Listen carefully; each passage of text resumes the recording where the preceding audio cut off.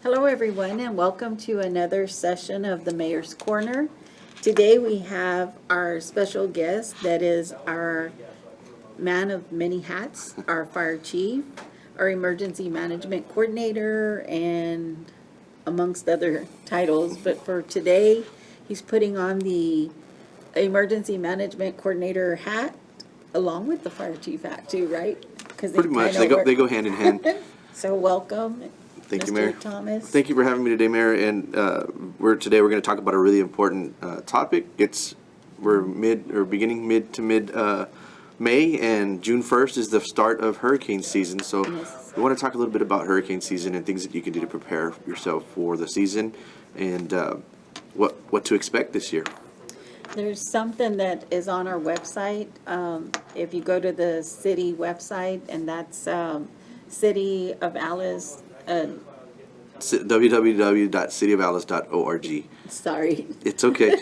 Yes, we do have some links on our emergency management page of our city website, and here pretty soon we're getting some of those links moved up to the front of that page, so that way it's very easily accessible by our constituents. And so we want to make sure that that everybody has this information at their fingertips. You can grab it from your phone, you can grab it from a computer, iPad, tablet.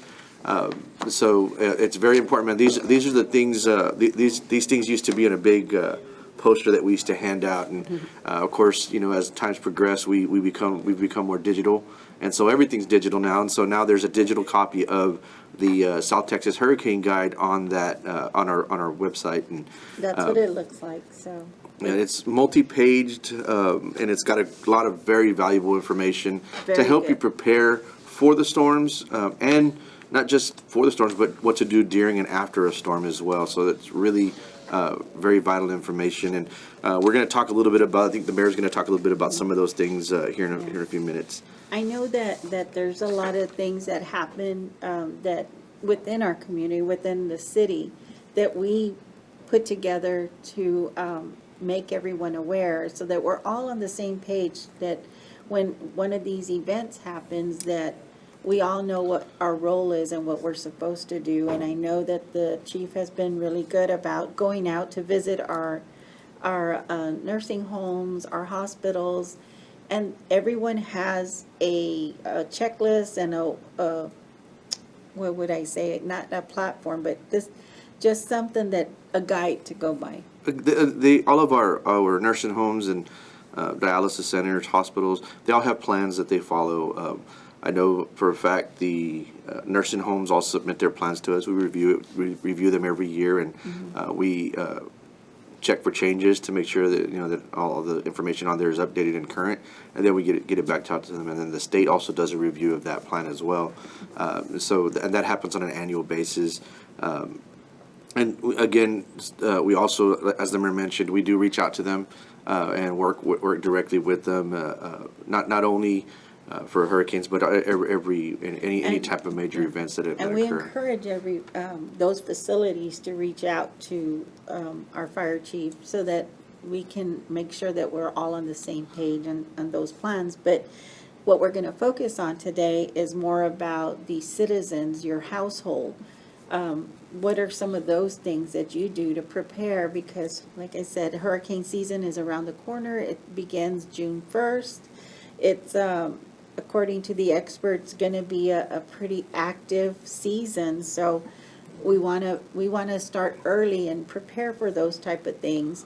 And what does that entail? What does that look like? Well, one of the first things that I would recommend is that everyone go to our website and then kind of access this hurricane guide. It gets, like I said, it has very good information.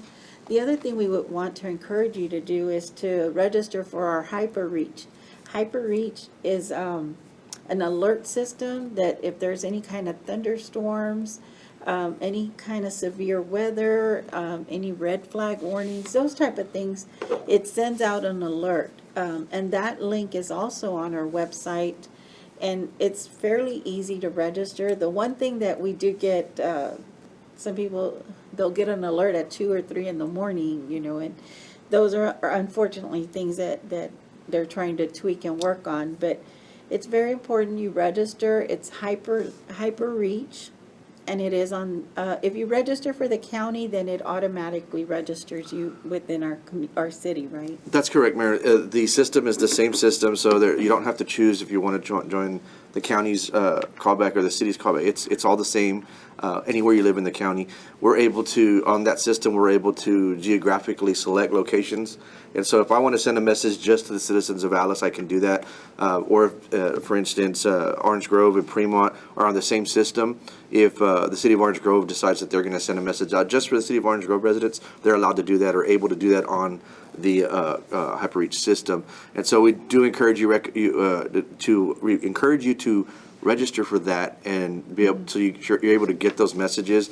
The second thing I'd like to push is also the 211 registry, which is our Yes. State of Texas Emergency Assistance Registry. So that registry is specifically for people with special needs. So if you are have some sort of a special, maybe you're on dialysis, maybe you are have some mobility issues, maybe you have any kind of special need that needs to be addressed that we need to be concerned about, or that you would be concerned about during a disaster, we need to know that ahead of time so that we can prepare. So our Emergency Operations Center is aware of you, we know where you're at, and we can make sure that we check on you after every emergency. And so I know last year we talked about the same thing, and we did have a lot of people register for that, and that's a good thing. And I'm trying to multitask here because I want to play the message that you will receive, or that you should have received last year. We got to update it. It's in the process of being updated, but I'm going to get that here for a few minutes. Mayor, if you want to talk about some of those other things while I navigate through here, and I'm going to play the message that you would get if you were on the 211 Special Needs Registry. I'm going to go over, it's called Hurricane Supply Kit. This is also in that hurricane guide. These are some of the tips that it says your chapter of the American Red Cross recommends that you have the following items in your hurricane supply kit. One is at least 7-day supply of non-perishable food and water. 1 gallon of water per person per day is recommended. Battery-powered portable television or radio with extra batteries. Flashlight with extra batteries. We just talked about flashlights. It's important you have flashlights. I know a lot of people want to turn on candles, but one of the hazards would be, or safety issues would be, if you have gas fixtures and during a hurricane or something, any of those lines are leaking gas and you turn on a candle, so we ask you to, we'd rather prefer a flashlight. Flashlight with batteries would be the safer method. Have a first aid kit and manual. Sanitation and hygiene items such as instant hand sanitizing gel, moist towelettes, toilet paper, and feminine hygiene products. It says to have a whistle. I never would have thought of a whistle, but that makes sense. Yes, so that's pretty important during a disaster. If there are areas from experience, having our firefighters go out and search during Hurricane Harvey, they were part of those crews that were on the initial areas in Port Aransas. So searching through the neighborhoods, it's a very fast, what we call a hasty search. We're going to move through the neighborhoods really fast when there's a lot of rubble and during a disaster, and so that whistle is going to help us if we're calling out for you. Going through it, we hear those whistles. Those are the things that we're listening out for to be able to identify where people need help, so we can get rescue teams to help pull somebody out of a rubble or something like that. So that's why that's in there. Several whistles, one for everyone to wear around. Kitchen accessories, cooking utensils, and manual can opener. Have cash on hand. Extra clothing, blankets, and sleeping bags. Matches in a waterproof container. Photocopies of identification, insurance, prescriptions, household inventory, credit cards, and your latest utility bill. So some of one of the things that we did talk about was to make sure you have enough of your prescriptions in case the pharmacies are having to close down during a catastrophic event. Yes, if possible, at the start of hurricane season, it's always a good plan to get with your pharmacist to make sure that if there's a drug or something that you're dependent on that you need, make sure you have a good supply of that, so that way, if a disaster happens and everything is closed, you're able to get that drug and continue to take that whatever medicine it is. We all have different needs, and those some of us depend on a lot of medications in our days. So we want to make sure that that you have that supply with you in case you do need to either evacuate or maybe the pharmacy isn't able to be opened. Then it says a CD or photocopies of important documents such as birth certificates, marriage certificates, and titles. And also one thing to do is make sure those are in a waterproof container, because, well, keep them safe. All weather, Legible. Yes. Prescription medication, eyeglasses, contact lens solution, and hearing aid batteries, formula, baby food, diapers, pacifiers, pet carriers, leeches. I say that wrong all the time. Leashes, yes. Yeah, now I'm saying it all wrong too. Shot records, and food for each animal evacuating with you. A good map showing county roads and highways. That's another thing that we were talking about, is making sure you do know what those roadways are. And one of the things that will happen is we also will have evacuation routes, if heaven forbid that ever comes to that. But do have a good map showing county roads and highways. During hurricanes, it's really important to have a pre-plan of where you're going to go. Evacuations are every storm is different. Every situation is Depending on different. location. Correct. Yeah. So we can't predict when an evacuation is going to happen or if an evacuation is even going to happen, but it's always good to prepare for that in case it does. So a map, a route of where you're going to go, and maybe some sort of prearranged agreements on where you're going to go as well. If you have family in another city that is further inland and out of harm's way, that might be a good time to visit with that family to make sure that they're going to have room for you and know your route to get there, so that way you're familiar with it. And during a disaster, you've already got that figured out. And I would also encourage maybe having a secondary way to get there, because again, hurricanes are really big and can affect the entire coastal bend area. So some of those roads may be closed during the disaster, and you may have to find another way to get there. So those are things that we should really plan for ahead of time. It says tire repair kit, booster cables. I know a lot of times we forget to have those just day to day, right? Pump and flares. White distress flag. That's the white flag is emergency responders understand what that means. Correct. That's kind of a universal flag that would help. You can even write things on it and wave it out if you needed to try to get somebody's attention. Toys and games for children, and list of family phone numbers and addresses outside the area, even within your close circle, because a lot of times we're getting used to having them programmed in our phones. Now we don't have those numbers memorized, so a list and having those readily available is important to have. Yeah, it's we live in a different world now that we have Digital. social media and everything at our fingertips. But what if that wasn't working? And not necessarily. There's different ways that could not be working. Maybe our system is overloaded and congested.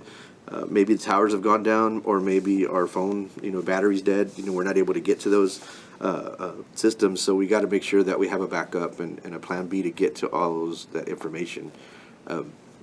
And so I'll interject real quick, Mayor, so I can kind of show you what that 211 message would look like. Okay. Let's see if I can make this work.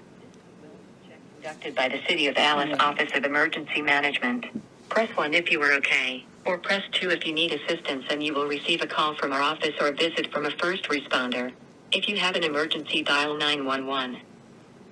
So I'm not sure if that came through, but that's a message. It's what we call a positive confirmation message. So anybody who's registered with STEER with the 211 registry, what we do is every time we're about to have a disaster, about to have a storm, we can upload that information, that list, and we send that message out to everybody to make sure that you're okay. If you're okay, you can acknowledge that you're okay by pressing 1.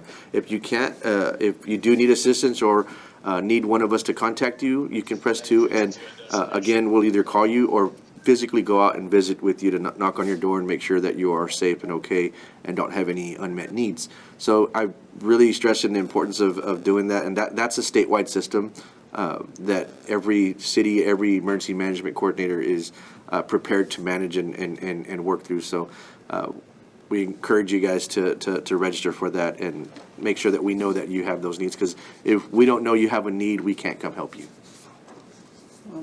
I think that's very important.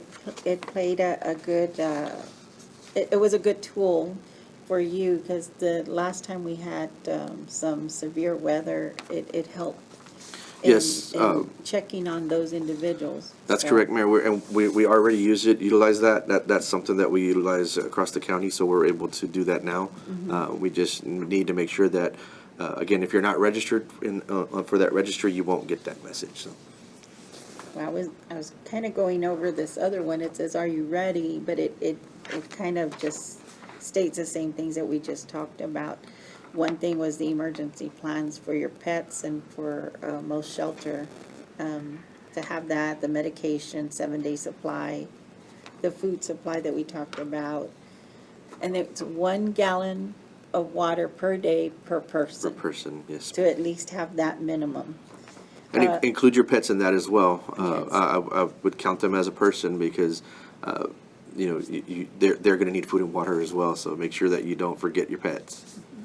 And it talks about to make sure you have your plywood or supplies needed to protect your windows. Get those ahead of time. Don't wait till the last minute to prepare.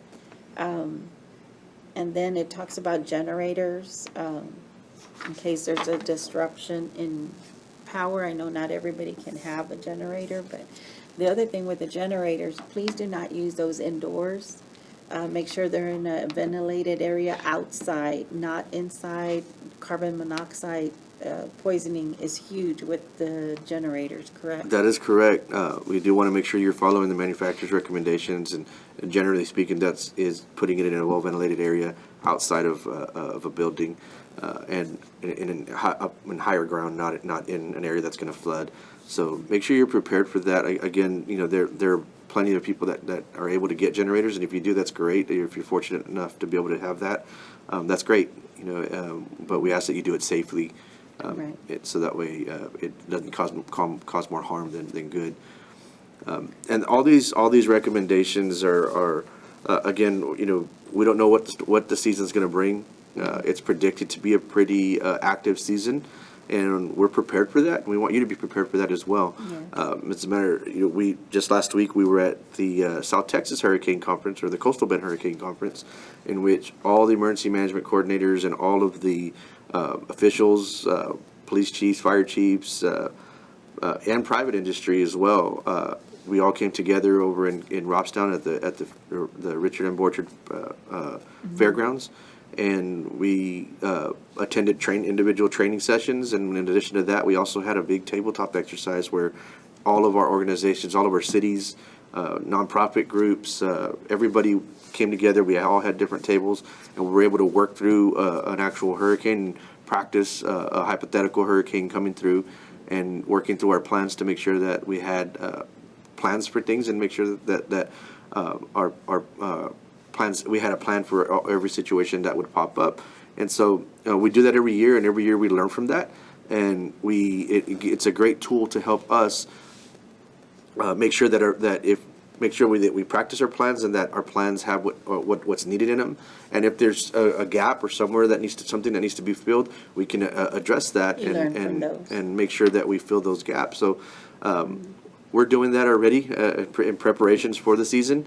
On top of that, we're also doing some things internally with the city, and we do it every year. We're working through our with our street department, working on drainage ditches, working with our parks department as well.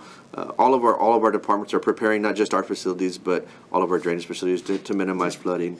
Now, And when you bring, I'm sorry, I didn't go mean to ahead, go interrupt. ahead. When you're bringing that up, that brings us to our citizens. Things Correct. you could do to help us also is trimming your trees, make sure those limbs are trimmed.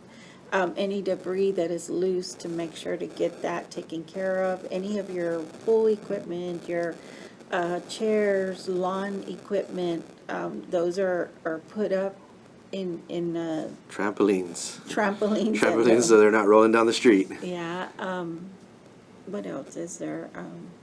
Mainly those, right? Just, Yes, and that's a great thing you bring up, Mary. We want to make sure, just like we're making our preparations, we want you to make your preparations in your home as well.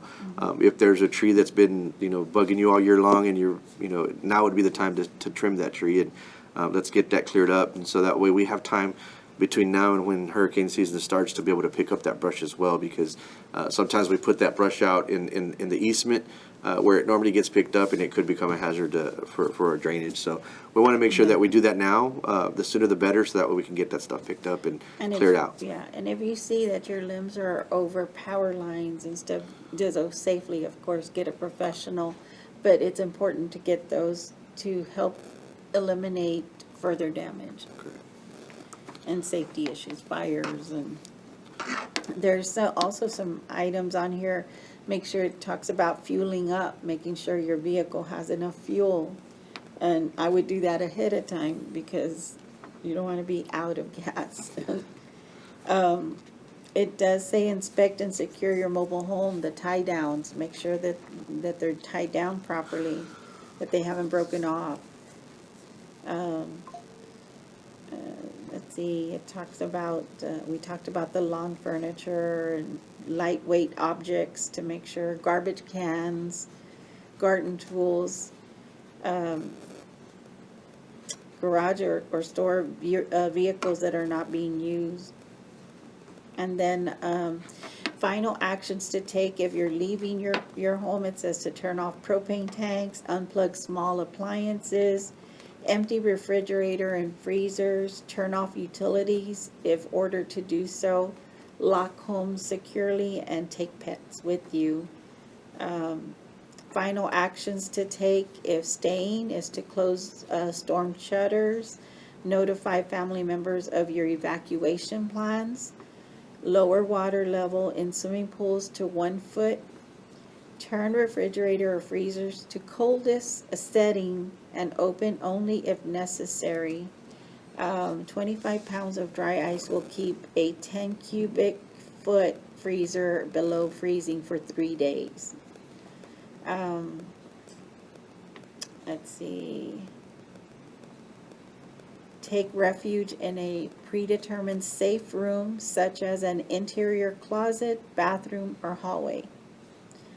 So do not expect emergency responders to be of any assistance during a landfalling hurricane. And that's really important, because, during a hurricane, we're also not going to have emergency responders on the road headed to a home or anything. So it would be very limited, and of course it's on a case by case, depending on how high the wind speeds are, and what other types of hazards are happening. Is it hail? Is it rain? What else is happening? But yeah, during a storm or during a disaster like that, our responses are going to be either severely delayed or very limited.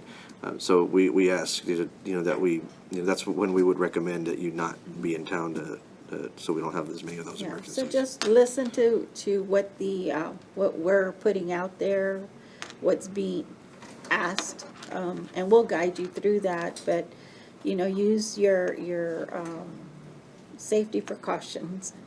We want everyone to be safe and follow those guidelines that are whatever recommendations are set And so forth. let's talk a little bit about where somebody would get that information from.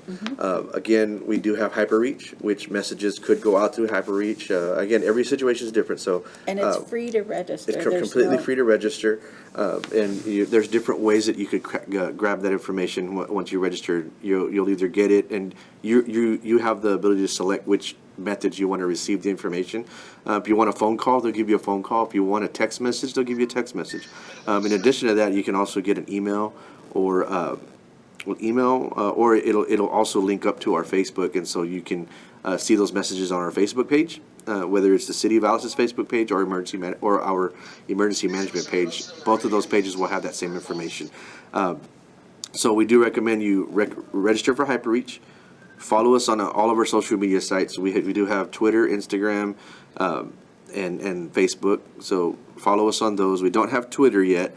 I mean, not Twitter. We don't have what's the new one that I'm not, I'm the worst. TikTok is the one that Like I'm the some worst. cities are going to. We don't have that yet, but we do have Twitter, Facebook, and Instagram. And so we ask that you follow us on those social media sites, or go to our website, and from our website you should be able to capture that information as well. We do have a Facebook page for, there's Jim Wells Emergency Management, and there's also the City of Alice. That's correct. So we'll post any of those guidelines, any updates. We'll try to get those to you. We won't try, we will. We will get them to you. And one of the things that we did talk about, I mentioned that we did have a tabletop last week. One of the things that we did talk about is the coordination between the city and the county. And the judge and the county's emergency management coordinator work very closely with myself and the mayor, and we communicate pretty regularly now. I want to say that you can expect that during a disaster, during an emergency, there's going to be some coordination between the city and the county. So we're not going to be telling you to leave, and the county's going to be telling you to stay, or vice versa. We're going to be very consistent with our messages that are going out. So either Facebook page that you follow, you should be getting that same consistent message. So it's real important. Stay in touch. Follow whatever guidelines are being put out there for you. Be prepared. The main thing right now, before our hurricane officially starts, is just to be prepared. We're asking the citizens out there to get their lawn care, the trees trimmed, anything that might be close to a power line, get those taken care of, and then make sure you have your documents, everything ready and prepared in a waterproof container or a bag that's seal proof, or sealed. Waterproof, weatherproof, yes. So those are the main things. We just wanted to, we do this every year, and I hope that we're probably better prepared than we have been in the... Every year we get better. Yes, so we learn, and I don't know, is there anything else? There was something... But you're right, Mayor. Every year we get better. Every disaster we get better. And just keep in mind, we don't only deal with disasters here. We've assisted other areas with their disasters. That's what it was. I was gonna... We do have that luxury that we're able to work with other cities, other communities throughout the state. We do participate in a couple different programs in which our first responders are able to go out and help other cities when they have their disasters, and then they come and help us whenever we have a disaster, or if we ever have a disaster. And hopefully we never do have to call on them to come help us, but if that's the case, we've got those agreements worked out, and we're able to call in another emergency management coordinator to help me, or another firefighter, another police officer to come in and help our city. The one thing that throughout our trainings, throughout our webinars, anything we've had, conferences, the main thing they tell us is it starts with us first.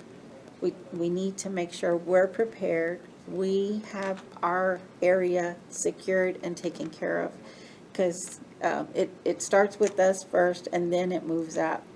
And we have thresholds where the state will come in, then federal. So it starts with us, within our community, our area, our city, our county. So this is why we want to make sure that we get it. If you have questions, you know how to reach myself or Mr. Thomas, Chief Thomas, sorry.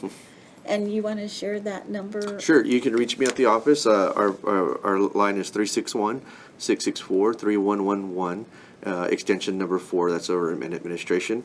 And if you have a question, you can reach out there. You can also email me directly at patrick.thomas@cityofalice.org. Again, the phone number is 361-664-3111, extension number 4. or you can email me directly at Patrick, that's Patrick, Thomas, Thomas, at cityofalice.org. Okay, great. So don't forget to visit our website. Look for our hurricane guide. It has many, it has great information, checklists, something that you can go by. The other thing that I wanted to also make everyone aware and our citizens aware is that, heaven forbid, there is a disaster or something were to happen, we ask that you please inform us of what those damages are, and that's where we have what we call ISTAT, PSTAT. You want to? Right, so our ISTAT is the individuals, that's what a resident would use to go in and report any damages that would happen at your home, and this can be done after any disaster. It doesn't have to be a hurricane, it can be a tornado, it can be a flood, it can be any type of disaster. It could be a fire as well, so any type of disaster that happens, and you'll see us push out that information, say, hey, we need you to register, we need you to report to ISTAT what that damage is, and when you report that information to ISTAT, you have the ability to enter in all your information, what the damages are, and you're also able to enter in pictures, and that gives us a snapshot of how bad is. What type of disaster are we dealing with? That information gets funneled up to us, to the state. Once the state gets a hold of it, they're able to see it as well, and they can tell us, they can, based on that data, they can help shift resources to us to help us deal with our disaster. I'll give you an example. During the wildfires up in the Panhandle, as people were entering their information, the state was able to start funneling and shifting resources and staff up to the Panhandle to help them deal with the after effects of that disaster. And so it's really fast, it works really well, it's been tested, it's been used all over the state, and so we need to be prepared to use that as well. That's going to get that data to us and to state officials as well. And it's important because that helps our emergency management coordinator assess a value or a dollar amount of damages, and we have thresholds where these things will help trigger our assistance. So it's really important. We need your help. We need your assistance in that. Where can they find the ISTAT in this type of situation? So the ISTAT can be found on Texas Division of Emergency Managers website, and we're also going to put a link on that to our website as well. So Okay. from our website, you'll be able to access the ISTAT. But we also, in the past, have pushed it out through our social media pages. So on Facebook, we'll put a link directly to it. So you go to our Facebook page, you can just click ISTAT, click that little hyperlink, and it'll take you right to that reporting tool. It's, like the mayor said, very important for our numbers and that data. It helps us decide what resources we need. And the faster we get that information in, the faster we can get resources to you to help. Well, I hope this little session has helped you and maybe given you some tips on how to be prepared and what to prepare for. Don't forget to go through a checklist, put something together, get those emergency kits put together, your 7 days of non-perishable items, your water, 1 gallon per person per day, include your pets. Yes. Have your emergency numbers readily available on a list, because sometimes we have them on our phones, but we don't have them memorized. So just get your checklist put together, go to the website and use that hurricane guide and get those tips. And everyone stay safe. We many blessings to everyone, and we'll talk soon. Thank you so much. Thank you. Thank you, Chief.